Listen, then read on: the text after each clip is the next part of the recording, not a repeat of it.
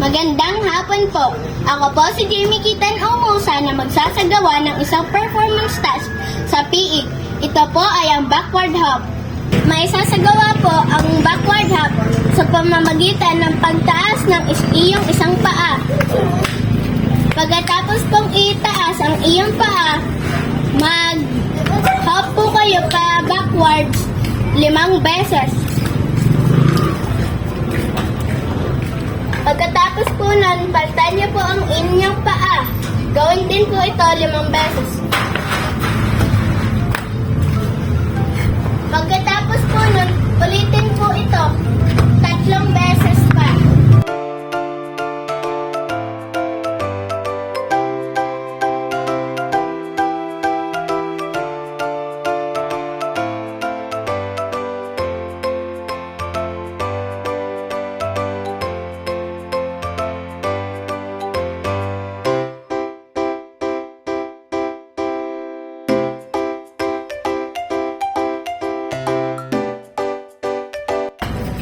At yan lang po.